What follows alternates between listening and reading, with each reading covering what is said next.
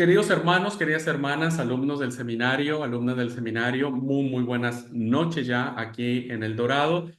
Quiero darles la más cordial bienvenida a cada uno de ustedes a esta, su segunda materia, a los que están llevando dos materias, a los que están llevando una, bueno, tal vez tengan la clase de teología. Pues bienvenidos y bienvenidas sean a esta, como dije, la última materia del ciclo escolar. Gracias a Dios hemos ido con mucho esfuerzo, yo sé, mucha dedicación, mucho sacrificio, llevando a cabo esta labor de querer seguir preparándonos, ¿verdad?, para ser siervos y siervas del Señor Jesucristo.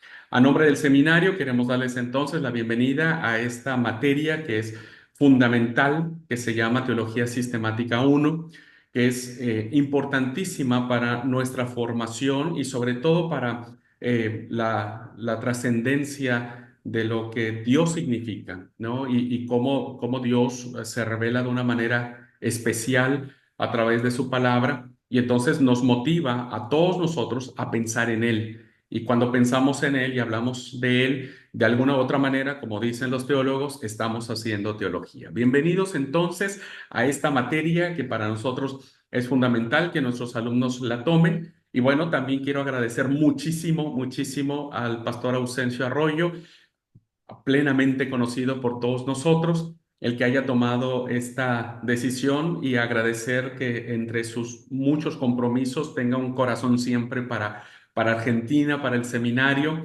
Él fue parte fundamental para que este proyecto se llevara a cabo. Así es que, Pastor Ausencio, muchas gracias por acompañarnos, por seguir invirtiendo en nosotros acá y que de alguna manera la experiencia que usted tiene y ha tenido pues nos va a bendecir. Así es que muchas gracias.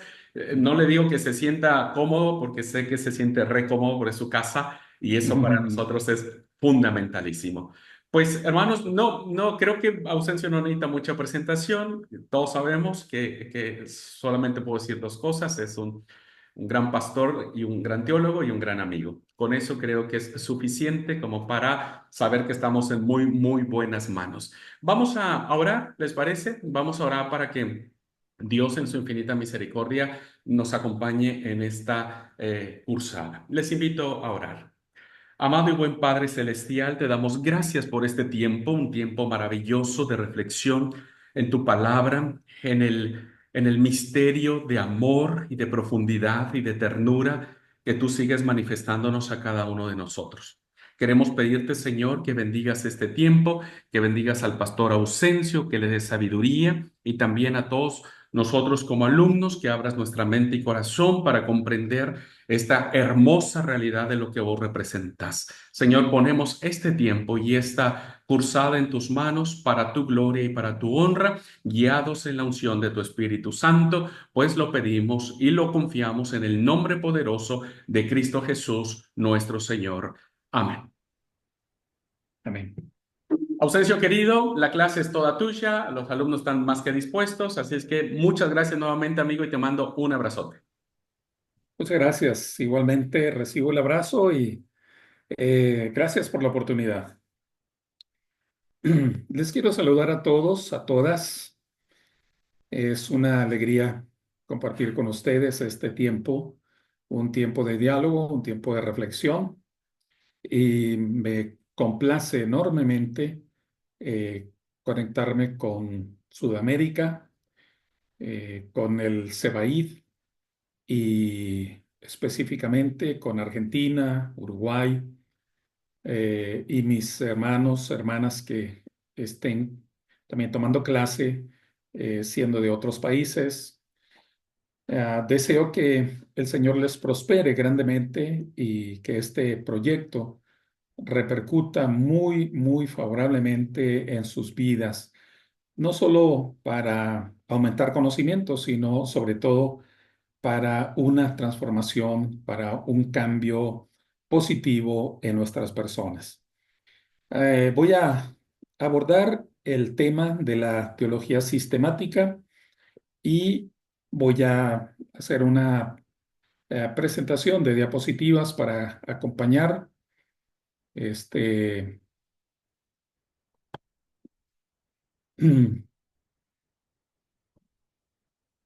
y espero que esto sea algo muy accesible, pero también desafiante. Dice un pensamiento: donde quiera que haya un grupo de creyentes reflexionando sobre la palabra divina con el fin de servir a Dios y cumplir más cabalmente su misión en el mundo, allí hay un pensamiento teológico. El pensamiento teológico surge a partir de el encuentro con lo divino, con lo sagrado, con lo eterno.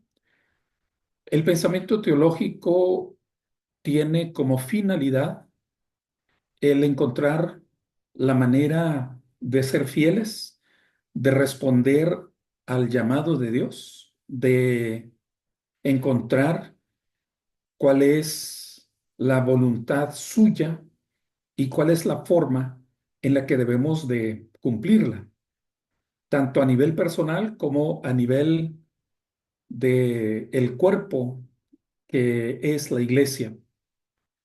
Y es, eh, esta es una definición que abarca toda una serie de cosas, toda una serie de factores.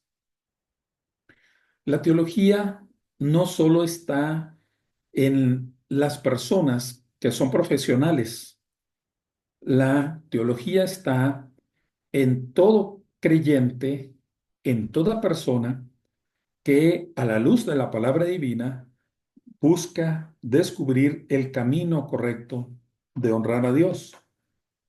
Entonces, donde quiera que haya un grupo de creyentes, allí hay un pensamiento teológico. Todo lo que pensamos, todo lo que opinamos e incluso todo lo que hacemos en nombre de Dios es afirmación teológica. Así como escuchaba recientemente a un eticista, a un especialista en la ética, hablar de que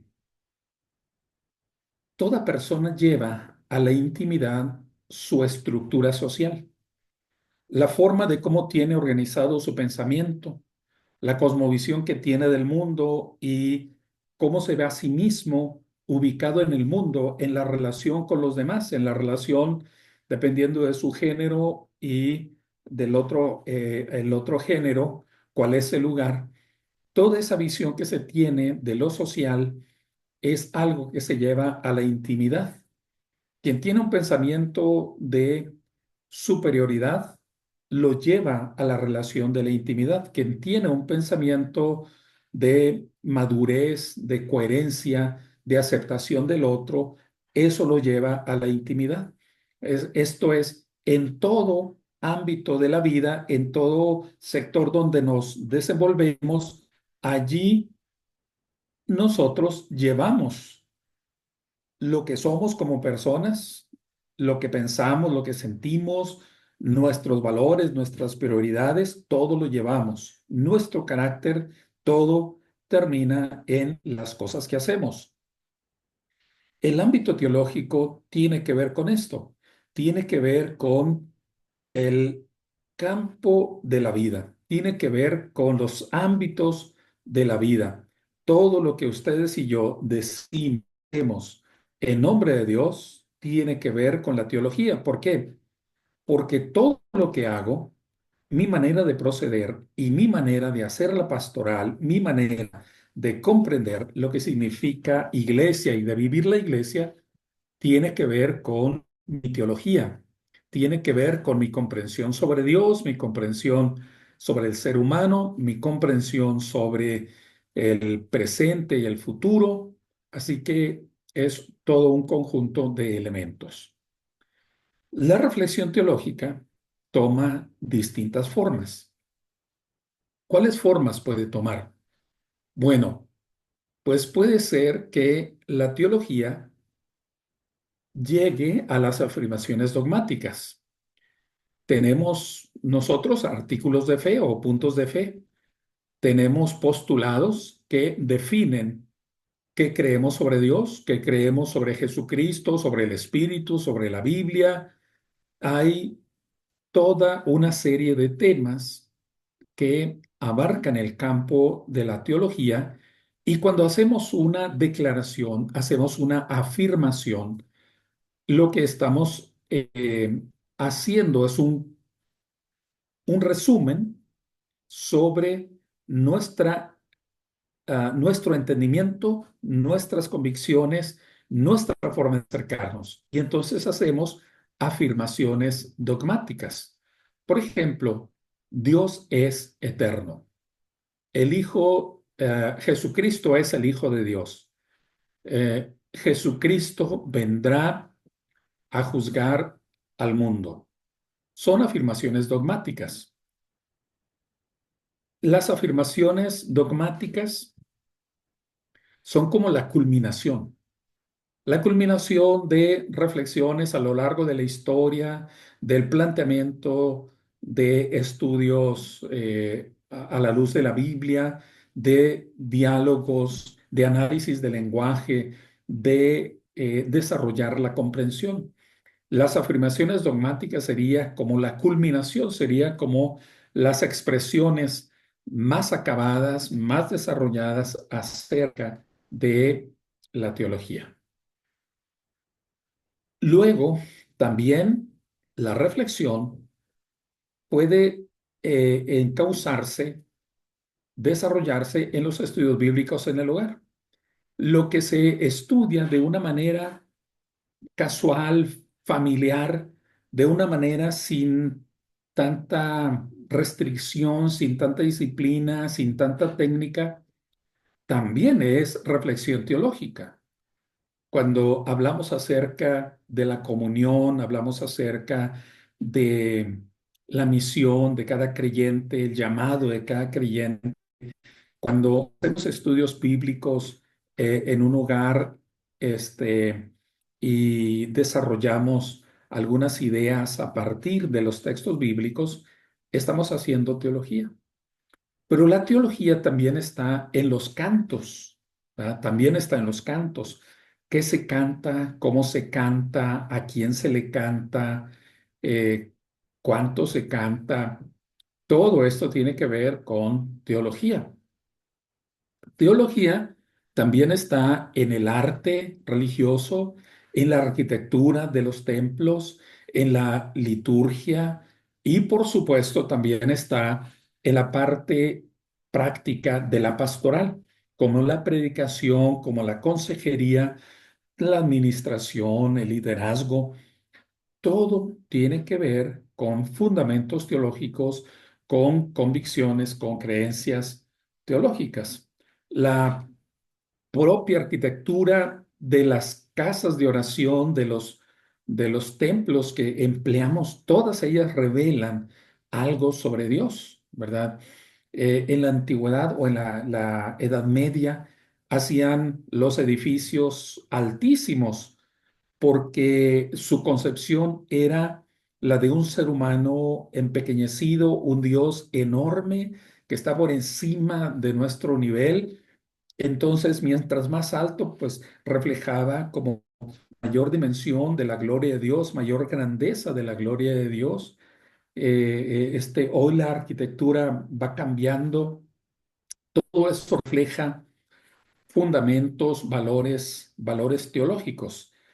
Igual en la liturgia, ¿verdad? Igual en la liturgia. ¿A quién se dirige la liturgia? Se dirige al Padre, se dirige al Hijo, se dirige al Espíritu, o hablan del hombre, cuáles son las formas y las maneras de emplear la poesía, las frases, los conceptos, los criterios. Todo tiene que ver con opciones teológicas. Les doy un ejemplo de la liturgia.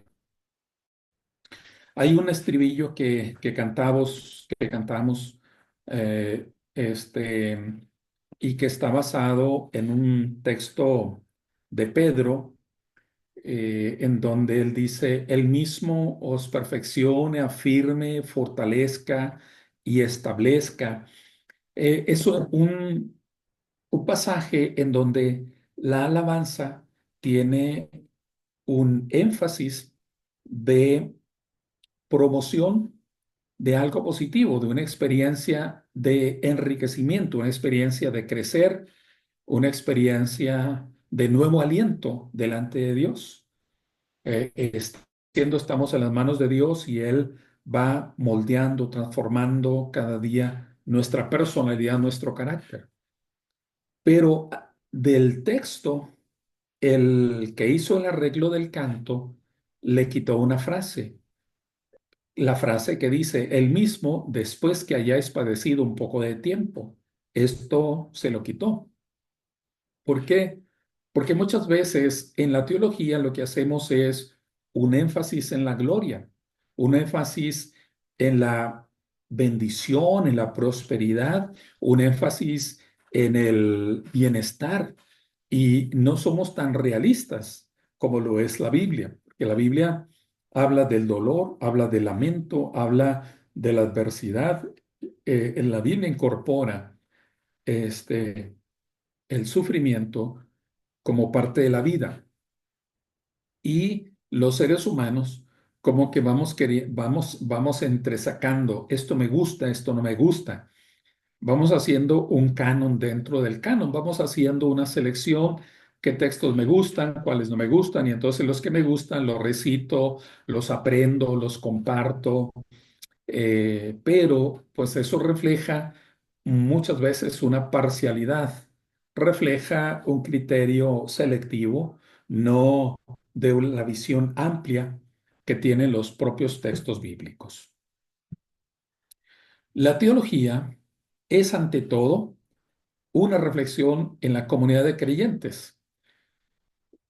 Los teólogos solían ser los siglos 17, 18, 19, no, 19, 18, 19, principios del 20, los teólogos profesionales solían ser personas solitarias. La imagen que se tiene del teólogo en Europa es la de alguien que está como en su cubículo, en su habitación cerrada, estudiando como un ratón de laboratorio, como una persona que está enclaustrada, atendiendo a las cosas sagradas, un tanto derivado de la vida monástica. Los monjes que vivían en comunidad o los que vivían como anacoretas, que vivían solos en lugares desérticos, este, dedicaban toda su energía, todo su tiempo a la reflexión de la palabra, a elaborar ideas, a plantear ideas, en nombre de Dios. Y de allí un tanto se derivó el modelo del teólogo, el que hacía un trabajo para afirmar cosas, hacer declaraciones en nombre de Dios y se le tomaba como alguien que estaba aislado, que había estudiado y que se dedicaba a la reflexión, al análisis, a la meditación, a la lectura. Algunos de ellos enseñaban en universidades, otros más simplemente si tenían la forma de quien los patrocinara, pues se dedicaban a eso. Pero esto en realidad ha caído en desuso y se ha encontrado el valor de lo grupal, el valor de lo colegiado, porque el mismo texto bíblico lo plantea. Pablo, por ejemplo, en Colosenses capítulo 3 habla de que eh, juntamente con todos los santos hacemos la reflexión para aprender, para elaborar el pensamiento, para nutrir y enriquecer. Nosotros en el estudio de los días sábados o en los estudios de grupos familiares, en los estudios de diferentes ámbitos, pues tenemos la oportunidad de hacer un diálogo, de intercambiar ideas, perspectivas. Y por esto la teología es una reflexión que se hace en la comunidad de creyentes. y se hace a la luz de la palabra. No se hace en base a las tradiciones de la iglesia y no se hace en base a las elaboraciones conciliares, no se hace en base a los acuerdos conciliares, ni tampoco se hace en base a algún documento de filosofía. Cualquiera de estos pueden ser una ayuda, pueden ser un elemento que apoye, pero nunca será la fuente, nunca será el ámbito del que se nutra la reflexión de la palabra o la reflexión de la teología. La meditación, el núcleo del que se nutre la teología siempre será la palabra revelada, proclamada y vivida. Esta es la palabra que se predica y la palabra que se practica. Y esto con el fin de que la fe sea cada vez más clara, mejor comprendida y sea también más eficaz la obediencia. Porque el final de la teología cristiana no es que sepamos más, sino es el de llevarnos a obediencia, ya acercarnos más a la voluntad de Dios. ¿Bien? Entonces, eh,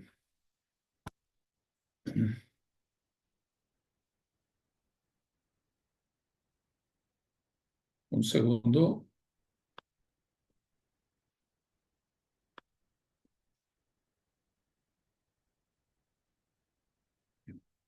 Pensar teológicamente es luchar por relacionar lo que creemos con lo que vivimos. Es poner en diálogo crítico los credos antiguos con los acontecimientos de nuestra actualidad diaria y es citar nuestra existencia histórica a la luz de la fe, para que ésta resulte no solo relevante, sino también pertinente y fiel a lo que Dios desea hacer en cada generación. El propósito de la teología es relacionar entonces lo que creemos con lo que vivimos, que haya una congruencia entre nuestro pensamiento y nuestro actuar. Es muy llamativo el título en griego del libro de Hechos. Hechos se llama praxis y praxis tiene que ver con la acción, tiene que ver con la práctica, tiene que ver con la concreción de lo que pensamos, con la comprensión de lo que creemos. Eh, la teología trata de armonizar cuáles son mis pensamientos, cuáles son mis dogmas, cuál es mi perspectiva que tengo sobre Dios y cómo lo puedo llevar a la práctica, cómo esto se puede convertir en una realidad visible. Porque no basta que yo me quede con un conjunto de dogmas. Esto no se trata de que yo tenga mucho conocimiento y pueda yo grabarme frases, pueda grabarme declaraciones, pueda grabarme historias. No se trata de que yo acumule información. Se trata de que eso que creo esté bien depurado, esté bien sólido, pero también se lleve a la práctica, que tenga que ver con mi existencia cotidiana. Y esto se cumple a través de hacer un diálogo con la historia. Ninguno está tratando de descubrir el hilo negro. Muchas cosas que se dicen en teología ya fueron dichas. Muchas cosas ya fueron planteadas. Muchas de las ideas, aún que nos parecen muy novedosas, en la esencia ya fueron planteadas en algún momento por algún pensador. Prácticas ya fueron también realizadas. Lo que se trata es que frente a los desafíos contemporáneos, tratemos nosotros de tener un diálogo con los credos antiguos. Si solo se trata de ver la historia de las ideas, nosotros encontramos que ya hay autores que hacen un- una sistematización. ¿Qué se creyó sobre Dios en distintos tiempos? ¿Qué se creyó sobre Jesucristo en distintas épocas? ¿Qué se pensó sobre el Espíritu entre eh, diversos autores en diversos países?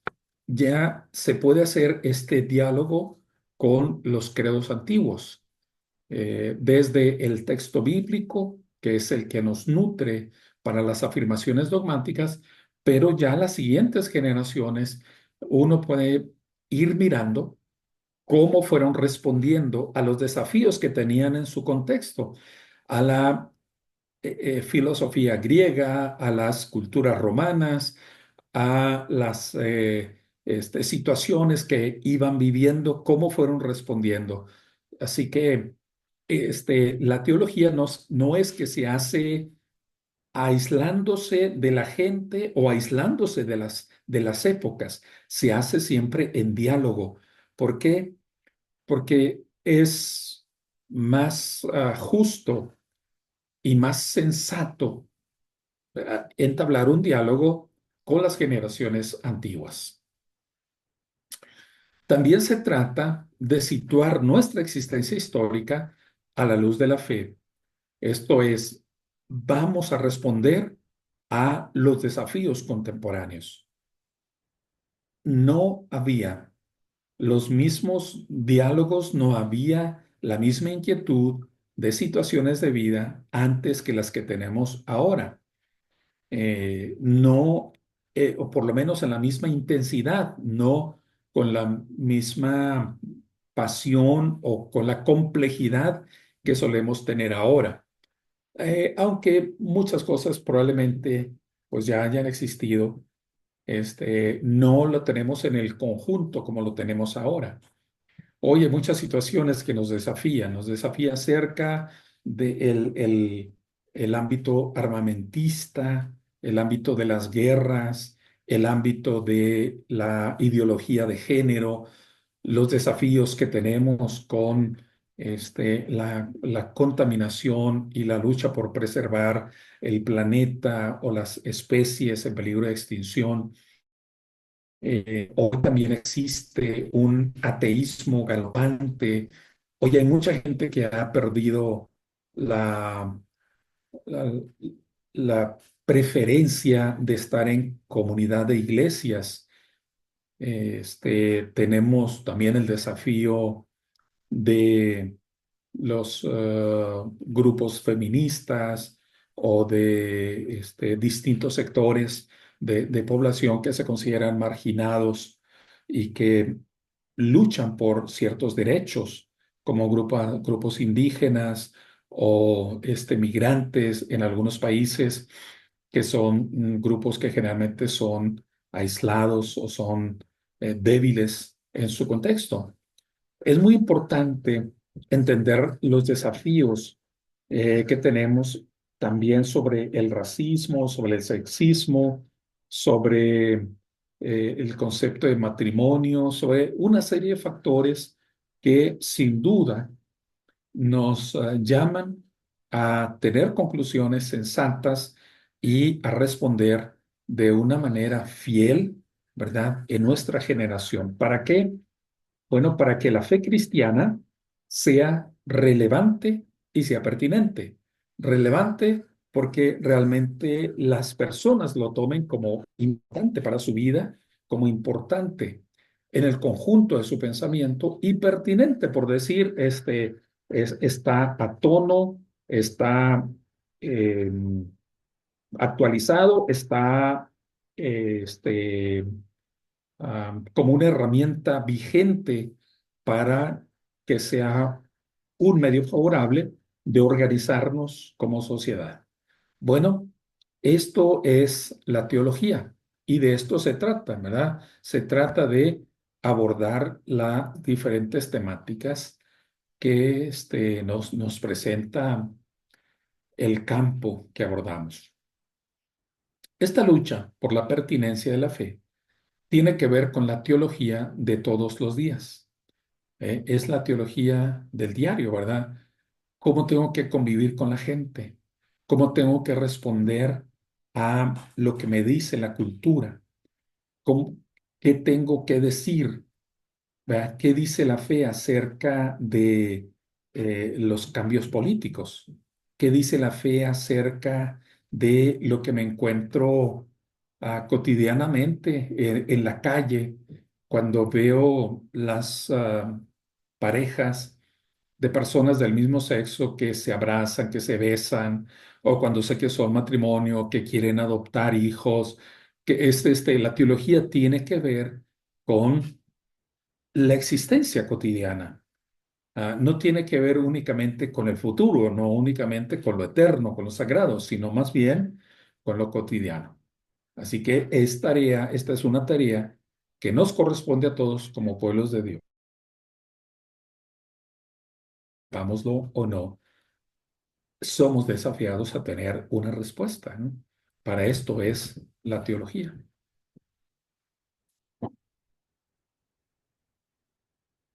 Un segundo, por favor.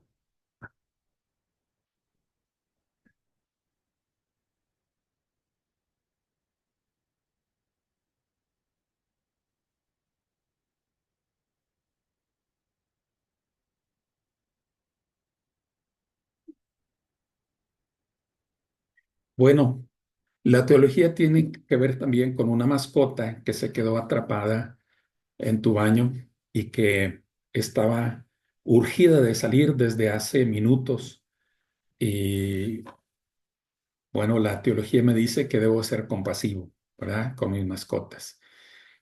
Por cierto, esta es una reflexión que ha venido en los últimos años en la ética, el trato con los animales, qué tan relevante es, qué tan importante es, qué refleja el cuidado de los animales, ¿verdad? Cómo los trato, que generalmente teníamos una tendencia de ser agresivos, de ser despectivos hacia los animales, de tratarlos con violencia, de golpearlos, empujarlos, de menospreciarlos.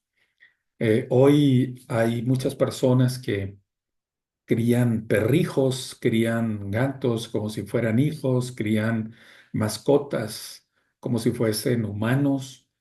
Bueno, estamos en otro polo. La teología es importante ver cuáles son las conductas, cuáles son las prácticas que requieren atención. ¿Ok? Entonces, sin un conocimiento profundo y coherente de la doctrina cristiana, se enseña mal, se predica mal, se evangeliza mal y no se puede traducir la fe en acción. Pero además es inhabitable la teología. Es inhabitable porque decía, cualquier cosa que hagamos o digamos en nombre de Dios es estar haciendo teología. Cada vez que como clientes abrimos la boca, aunque sea solo para leer un texto, porque al leer usted hace énfasis en un pasaje, usted hace énfasis en una palabra, usted dice de una forma en su lectura y ya la manera de cómo dramatiza o enfatiza el texto ya está haciendo una aplicación teológica.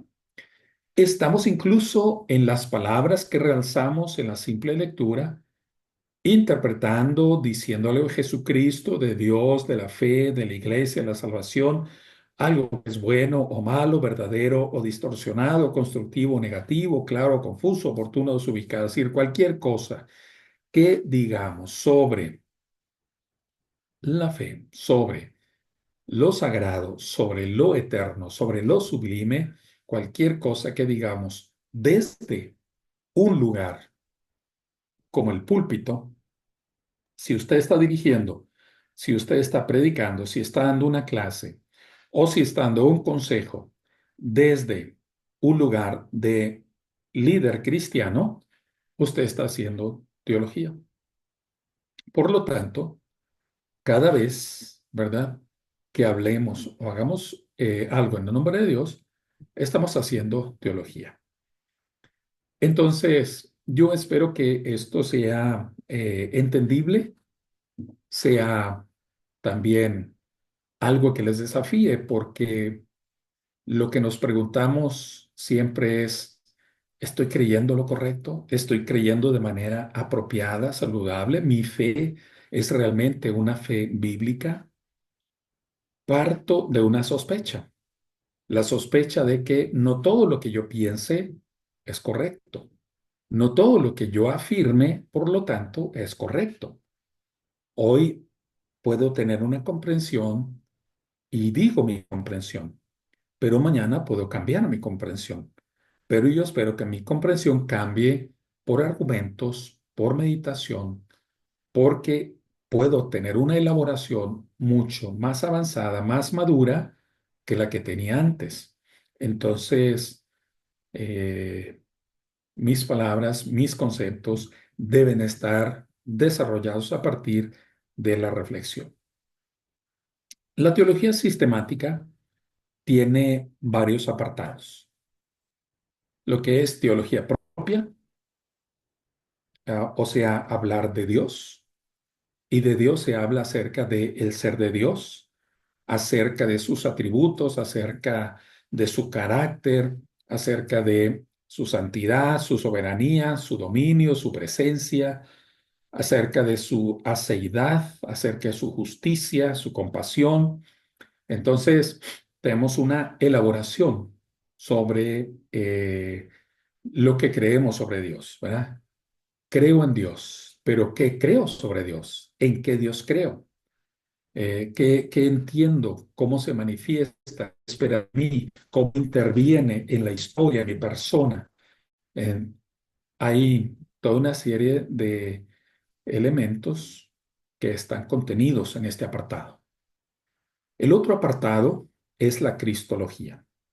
La cristología tiene que ver con Jesucristo, tiene que ver con la encarnación, tiene que ver con el Jesús histórico, tiene que ver con la muerte y resurrección, tiene que ver con lo que se llama cristología elevada, lo que es la influencia de Cristo en la salvación, la influencia de Cristo en el plan universal, la presencia de Cristo en el plano de la consumación del reino.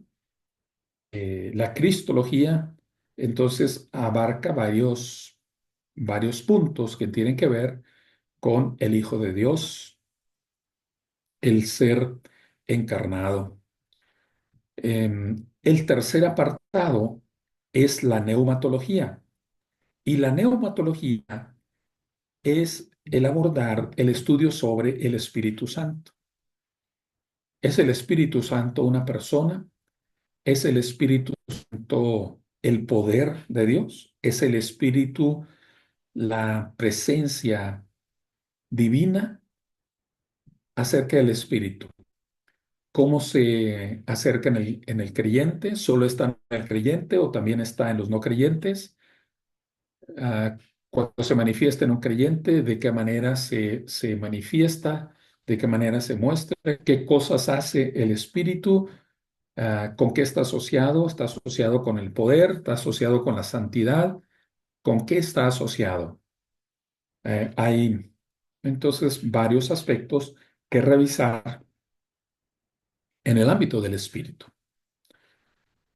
Otros apartados son la eclesiología, que es acerca de la iglesia. ¿Cuándo nace la iglesia? ¿Con quiénes se forma la iglesia? ¿Cuáles deben de ser las reglas de la iglesia? ¿Cuál es la misión de la iglesia? ¿Qué pasa con la disciplina en la iglesia? ¿Qué pasa con la iglesia como cuerpo, como la obra encarnadora del reino de Dios? ¿Cómo se relaciona con los valores del reino? ¿Qué pasa con la iglesia testigo, con la iglesia mártir? Bueno, son varios aspectos. En el apartado de antropología se revisa acerca del ser humano. ¿Cómo es la creación o la aparición del ser humano? La composición del ser humano. ¿Cómo lo debemos entender? ¿Como tripartita o como un ser monista? ¿Cuál es la comprensión acerca de el efecto este, del mundo en el ser humano? La antropología tiene que ver entonces también con la conciencia, con la voluntad, con las capacidades que tiene el hombre como tal. Jamarteología es la revisión sobre el pecado. Jamartía quiere decir errar el blanco. Y jamartía es esta disposición de intentar cumplir el plan de Dios, el propósito de Dios para el ser humano. Al fallar, se convierte en jamartía. Jamartía es cuando el ser humano no da en el punto clave. Jamarteología aborda la explicación sobre el pecado. ¿Peco porque soy pecador o soy pecador porque peco? ¿Cómo es el poder del pecado? El pecado es algo superable, el pecado es algo que lo atribuye a Satanás o a Dios mismo. La soteriología es el estudio de la salvación. ¿Cómo es que Dios nos salva? ¿Cómo es que Dios nos libera? ¿Cómo es que Dios nos redime? ¿Cómo es que Dios obra en nosotros para restaurarnos a lo que espera que seamos, pero que no hemos sido por causa de ser siervos al pecado? Y finalmente la escatología, que se refiere a la doctrina de las últimas cosas, lo que tiene que ver con el desenlace de de esta historia, de este mundo, lo que tiene que ver con la culminación de los planes de Dios desarrollados en la historia. ¿Cómo será la escatología? ¿Cómo será el final de las cosas? Estos son los apartados de la teología sistemática. En este curso, como es Teología Sistemática 1, vamos a ver las tres primeras, lo que tiene que ver con Dios, lo que tiene que ver con Cristología y lo que tiene que ver con neumatología. Bueno, eh, preguntaría a alguno de los estudiantes, alguna de las hermanas que están conectadas, si habría alguna pregunta, si quisieran confirmar sobre algún punto de lo que he presentado, o tienen alguna palabra que decir, sería un momento oportuno para escucharles y hacer un breve diálogo.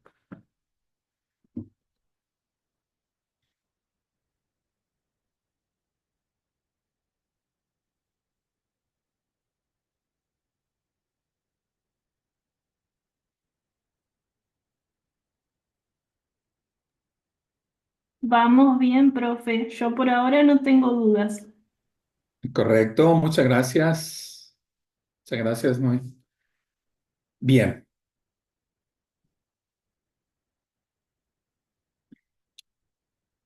la teología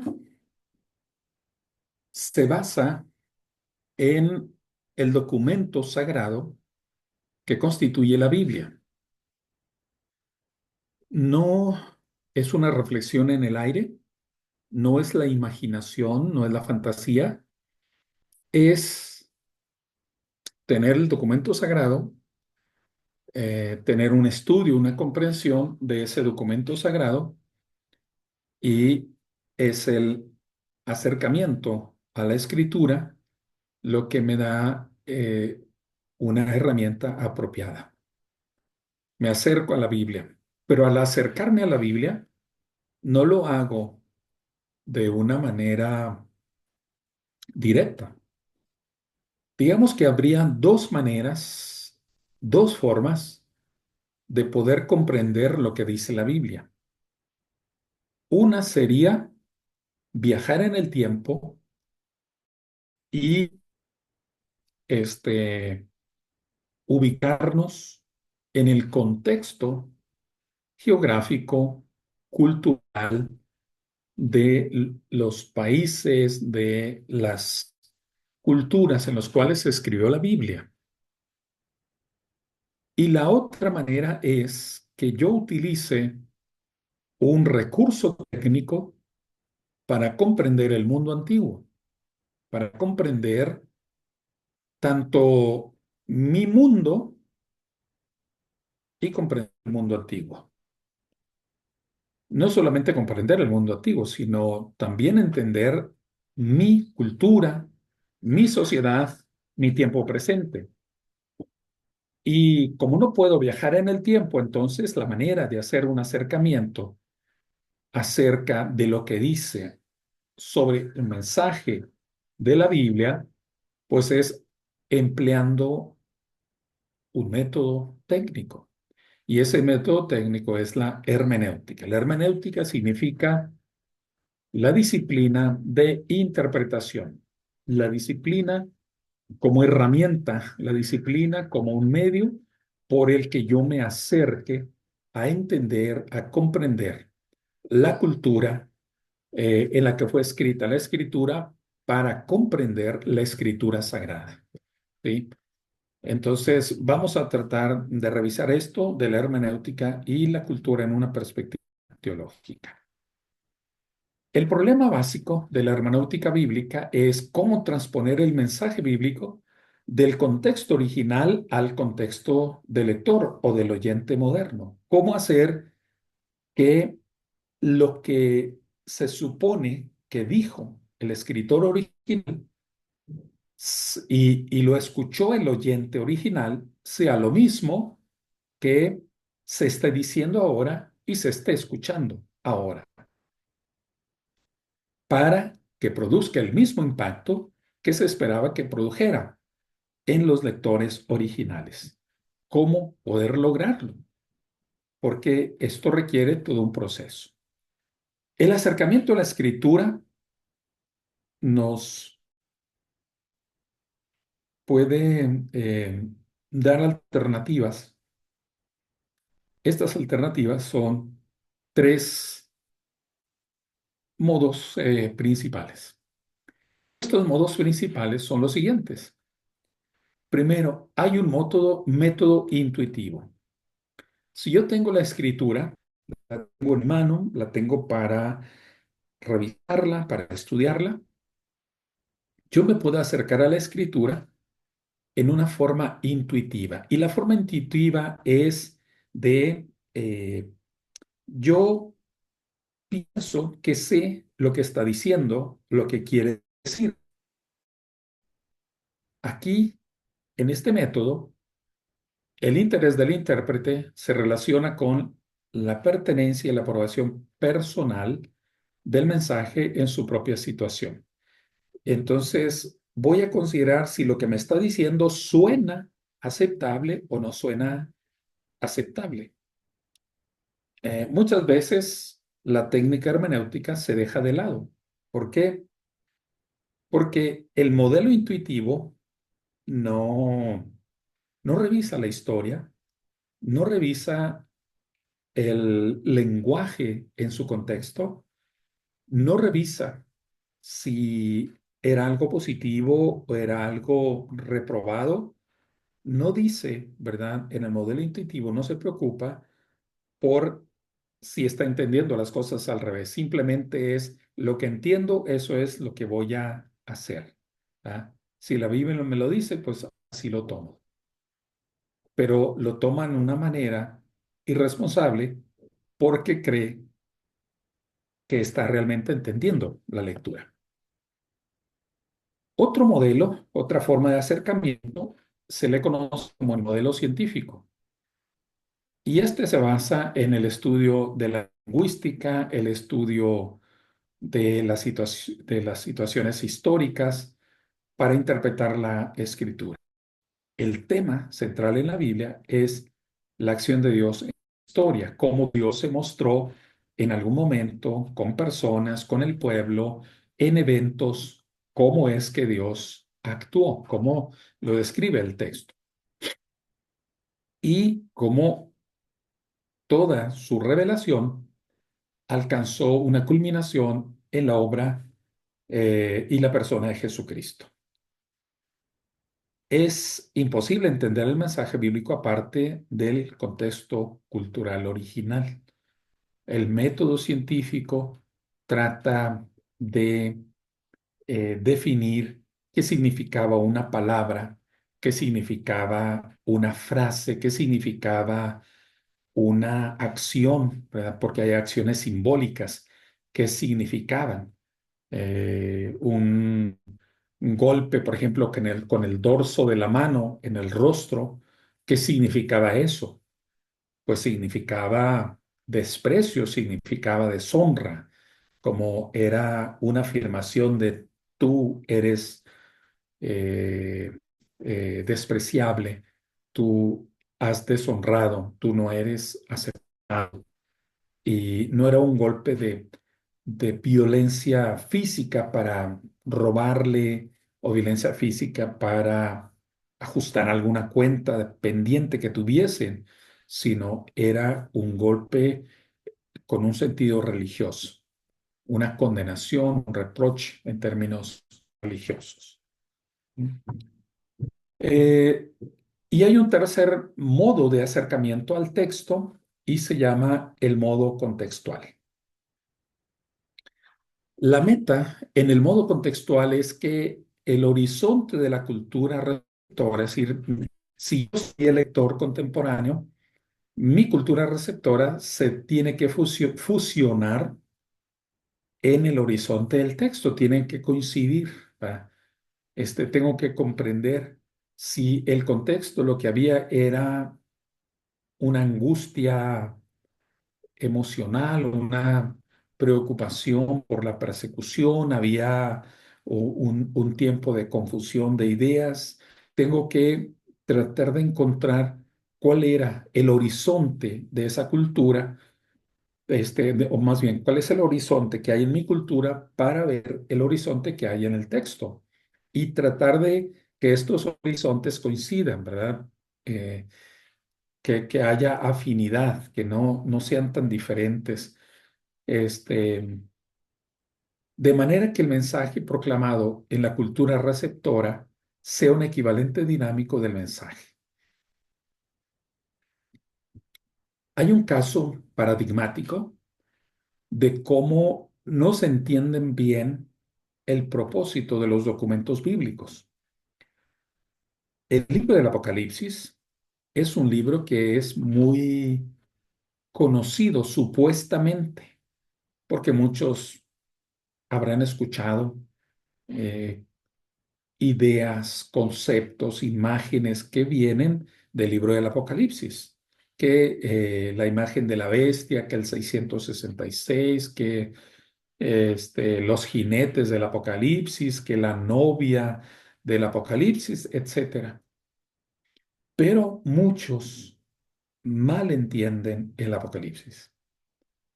El libro, como tal, surgió en un tiempo de persecución y vino para fomentar esperanza, para fomentar el valor, para fomentar la integridad.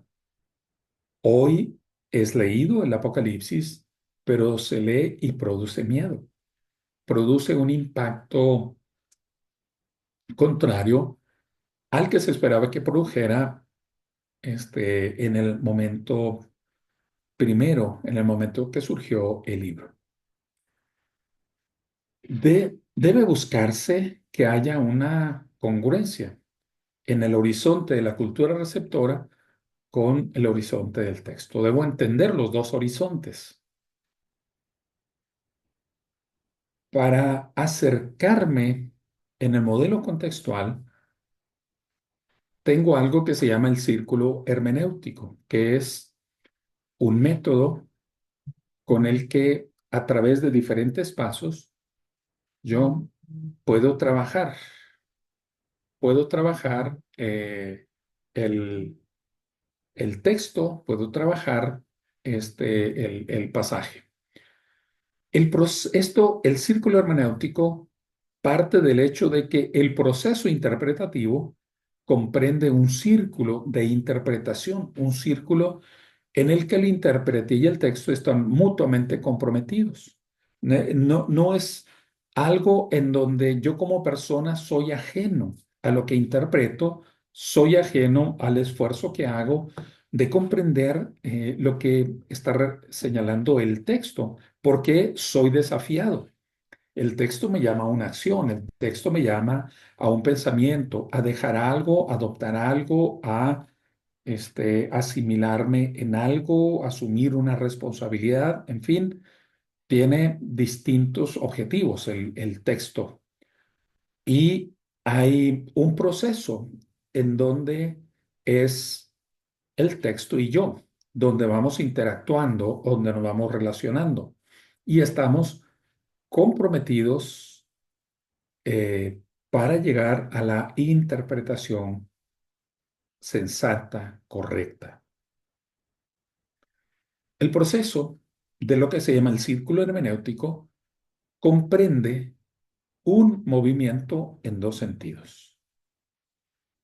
Primero, es la comprensión de la cultura receptora y segundo, es la comprensión de la cultura de la escritura, de la época, de el modo en que se escribía en el tiempo antiguo.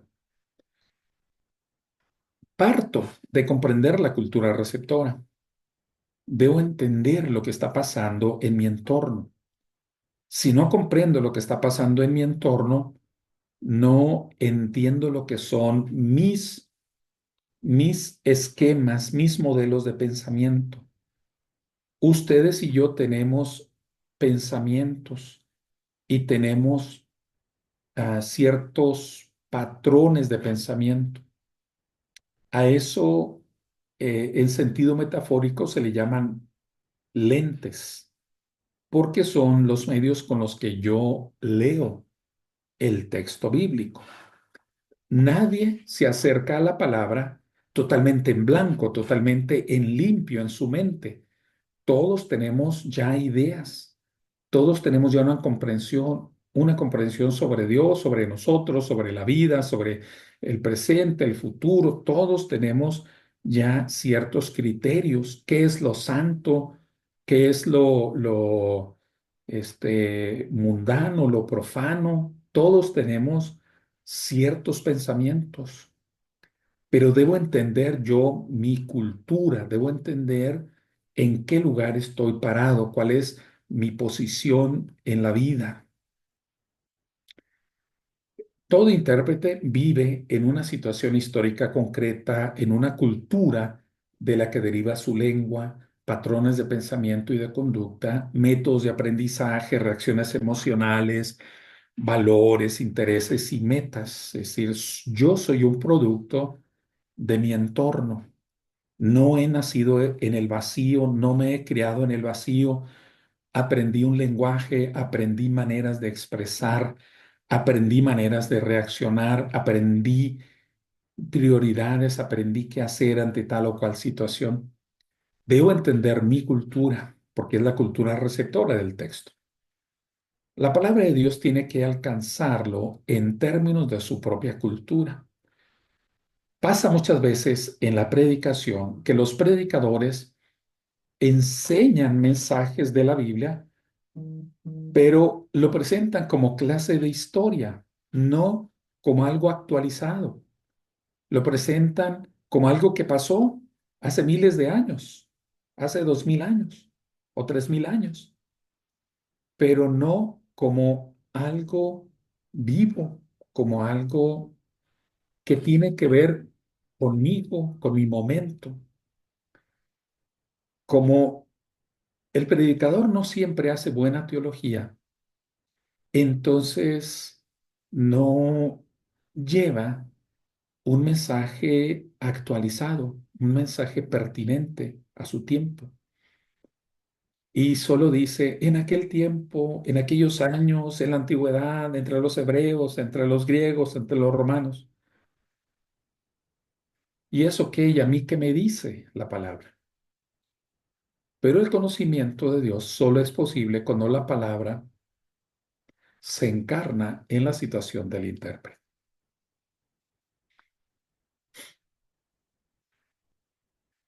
Ahí debo revisar el punto de vista del intérprete sobre el mundo de la vida. Esto se le llama la cosmovisión, la eh, Weltanschauung, algo así se dice en alemán. Weltanschauung es como el hecho de tener una perspectiva de las cosas. En mi mente tengo una idea sobre el mundo, tengo una idea sobre las cosas. Ya lo he adquirido por mi formación de una cultura. Lo escucho en el lenguaje, lo veo en el mensaje de los medios, en la televisión, en los diarios, lo leo en libros. He adquirido ya un concepto sobre el mundo y sobre la vida. El intérprete se acerca a la escritura desde una perspectiva particular, esa perspectiva de la que él forma parte, aunque a veces no está consciente, porque a veces cree que él sabe todo lo que se debe saber y todo lo que sabe es verdadero. A veces cree la persona esto, pero la verdad es que muchas veces estamos equivocados. Hay mucha gente que sigue pensando en en un mundo terraplanista.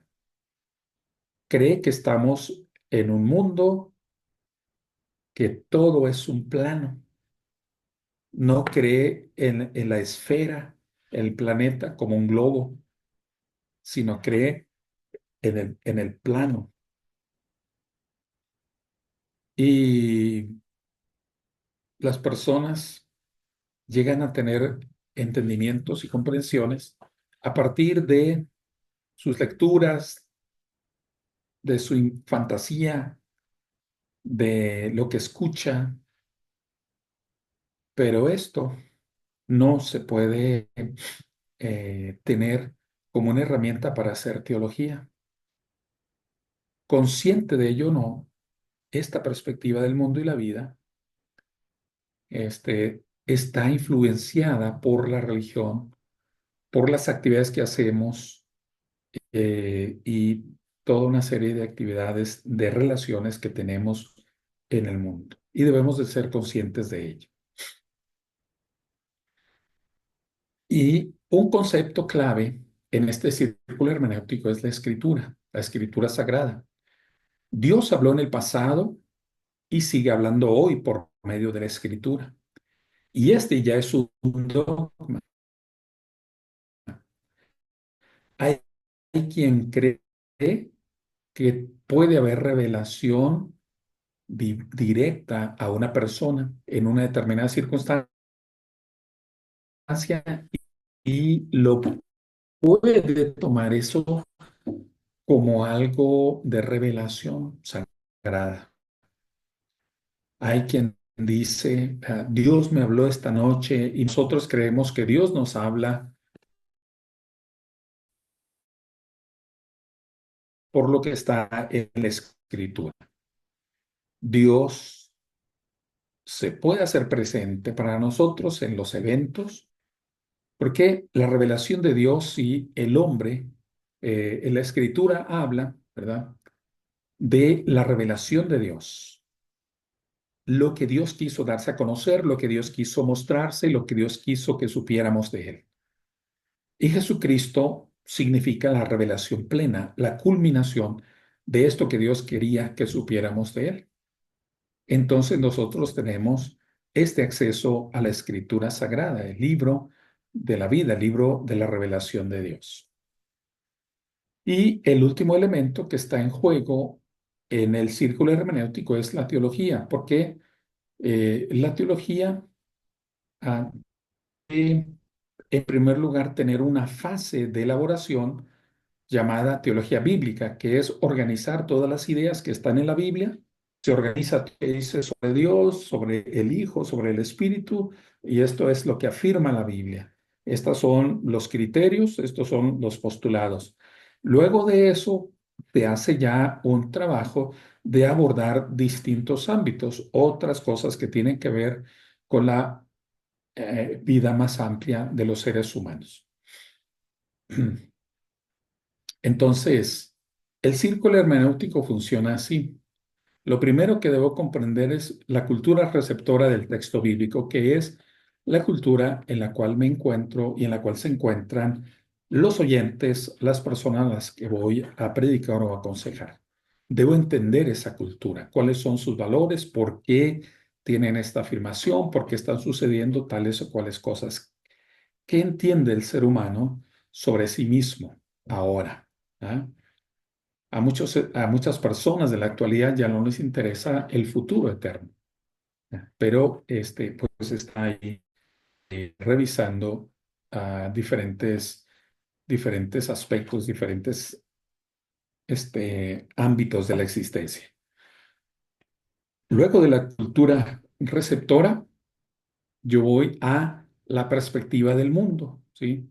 La perspectiva del mundo, la perspectiva del mundo. La perspectiva del mundo es cuál es mi comprensión que tengo sobre la verdad, sobre la justicia, sobre el amor, sobre la bondad, sobre el altruismo, sobre la ley, sobre eh, todo un conjunto de elementos que definen mi visión, mi comprensión del mundo. Luego voy a la escritura, ¿sí? Voy a la escritura porque trato de mirar los desafíos que me presenta mi cultura receptora y veo qué es lo que me dice la escritura. Si en la cultura receptora veo que tengo un estilo de vida de prosperidad, de hacerse rico, de sobresalir, voy en base a la comprensión que tengo de la perspectiva del mundo, me acerco a la escritura. ¿Qué dice la escritura sobre eso? Y busco valores, busco declaraciones, postulados. Y luego de eso, ¿verdad? Cuando tengo ya el lenguaje bíblico, me voy a hacer teología. ¿Mm? Entonces voy al paso de elaborar conceptos, elaborar criterios. ¿Qué es lo que entiendo? ¿A Dios le parece bien o no le parece bien el tema que estoy abordando? Este es el círculo hermenéutico en términos sencillos. Y esto es para, bueno, contextualizar el Evangelio, para poder comprender ampliamente lo que significa el Evangelio. Eh, Hasta aquí va a ser esta clase de hoy.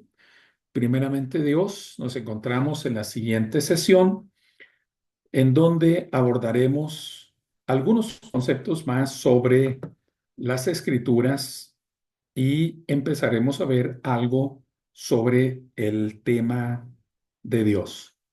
Eh, para el fin de semana estaré enviando el programa de la clase y les diré cuáles son las lecturas que van a estar haciendo para acreditar el curso.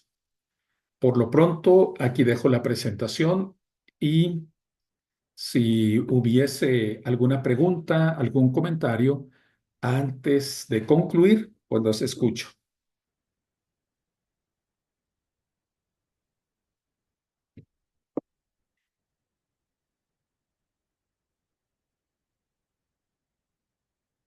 Bueno, me parece que de mis hermanos, hermanas que están conectados. No tenemos preguntas. Eh, Primeramente, Dios, nos encontramos entonces en nuestra siguiente sesión, próximo viernes a la misma hora de inicio.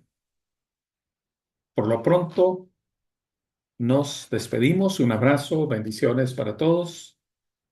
El Señor guarde sus vidas y les llene de mucho, mucho gozo y esperanza.